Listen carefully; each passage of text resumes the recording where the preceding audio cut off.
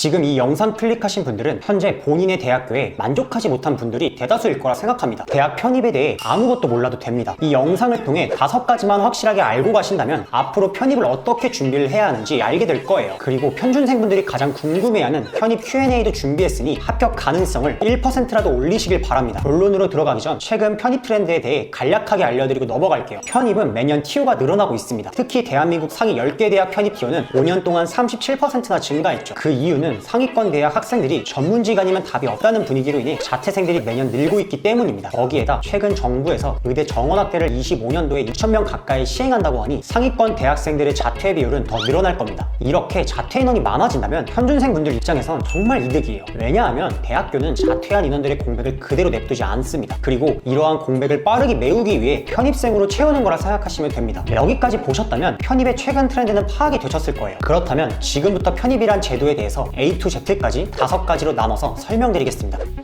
편입은 쉽게 말해 다른 대학교로 전학을 가는 제도입니다. 이때 반드시 대학교 3학년 1학기로 들어가는 거예요. 그 외 타학년 입학은 불가능합니다. 그렇다면 사람들은 편입을 왜 하려는 걸까요? 답은 간단합니다. 지금 다니고 있는 학교보다 더 좋은 학교를 가기 위해서예요. 여기서 좋은 대학은 흔히 말하는 이런 학교들이겠죠.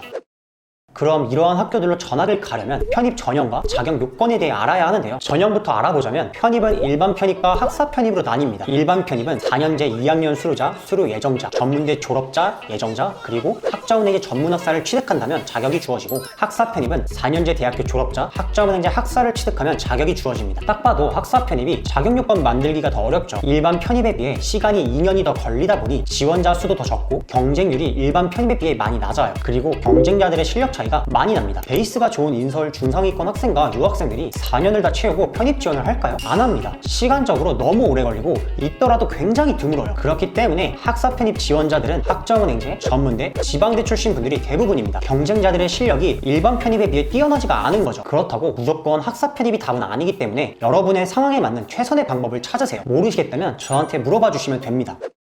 이렇게 전형에 대해 알았다면 지원 자격에 대해서도 알아봐야겠죠. 현재 이 영상을 보시는 분들의 최종 학력은 각자 다를 거기 때문에 3가지 케이스로 나눠서 설명드릴게요. 이분들은 학교에 미련이 없어요. 시간 낭비, 돈 낭비하지 마시고 학점은행제로 돌리는 걸 추천드립니다. 앞에서부터 학점은행제라는 말이 나오고 있는데요. 학점은행제가 뭐냐면 대학교 수업을 온라인으로 들으면서 학점을 채울 수 있는 제도입니다. 대학교 학점과 똑같이 인정받을 수 있으면서 시간 단축은 가능한 방법이라 가성비가 좋아요. 시간, 비용 아끼고 싶은 분들에게 추천드립니다.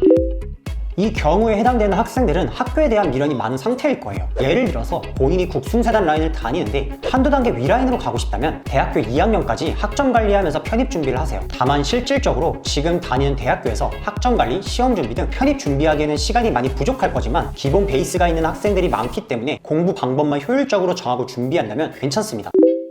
이분들은 애초에 편입 지원 자격이 안 되죠. 그렇다고 대학교를 입학해서 편입 준비하는 건 시간 낭비예요. 이 경우에도 학점은행제를 활용하시면 간단하게 문제가 해결됩니다. 다만 경우에 따라 다를 수 있기 때문에 이 부분도 고민되시면 물어봐 주세요. 이렇게 본인에게 맞는 방법을 정했다면 목표 학교를 정해야 되고 어떤 걸 준비해야 되는지 알아야 합니다. 크게 2가지로 나뉘는데 인서울대학과 지방거점 국립대입니다. 인서울 편입의 경우는 인문계, 이공계로 나눠져요. 인문계는 편입영어를 준비해야 되고 이공계는 편입영어, 편입수학을 준비해야 되는데요. 특히 이공계 편입의 경우에는 편입영어 시험을 보지 않고 편입수학 한 과목만 보는 학교들도 있습니다. 영어는 자신이 없고 수학을 좋아하는 학생들은 편입이 정말 쉽게 느껴지실 수 있을 거예요. 실제로 수능과 비교했을 때 영어는 편입영어가 훨씬 어렵다고 하지만 수학은 편입수학이 수능 수학에 비해 더 쉽다는 게 편준생 분들의 일반적인 평가예요. 또한 수학 한 과목이 아니라 과학 한 과목만 보는 특정 학교, 학과도 있어요. 이런 곳은 오히려 경쟁률이 인서울 하위권 학교들보다 더 낮은 경우들도 심심치 않게 찾아볼 수 있습니다. 이렇게 다양한 편입 전형에 대해서 제대로 알아보고 시작한다면 나에게 잘 맞는 편입 전형, 나에게 유리하고 합격률이 높은 편입 전형으로 준비하실 수 있는 거죠. 반면 직어국 편입은 딱 3가지만 기억하시면 돼요. 성적, 토익 점수, 전공 면접. 이 중에서 토익과 전공 면접 또는 전공 지필고사가 중요합니다. 토익은 다들 열심히 하는데 전공 준비를 제대로 안 하는 학생들이 많아요. 실제로 부산대에서 전공시험 점수 미달로 안 뽑았던 연도도 있었어요. 그렇기 때문에 사실상 전공시험 점수, 전공 면접 점수로 핫불이 갈리는 편이니 전공 준비 꼭 철저하게 하셔야 합니다. 직어국은 딱 3가지만 준비하면 돼서 비교적 간단해요. 다만 여러분이 인서울대학을 준비하는 학생이라면 난이도가 어려운 편입영어, 양이 정말 많은 편입수학, 어디서 공부해야 할지 고민일 겁니다. 이 부분은 간단하게 정리해드리자면 2과목 모두 인강고등 학원을 추천합니다. 실제로 합격률 차이가 많이 나요. 하지만 모든 학생이 학원을 선택하지 못하죠. 편입학원은 수도권에 대부분 몰려있기 때문에 주변에 학원이 없는 분들은 인강으로 해결해야 합니다. 다만 인강은 베이스가 없거나 공부 습관이 안 잡혀있다면 혼자서 공부를 하기엔 많이 벅찰 수 있어요. 요즘엔 이런 학생들을 위해 본인 수준에 맞춰서 커리큘럼을 짜주고 1대1 관리를 도와주는 온라인 과외도 생겼습니다. 학원과 인강의 단점을 보완한 시스템이기 때문에 학원을 못 가거나 베이스가 너무 없는 분이라면 이러한 시스템도 추천드립니다.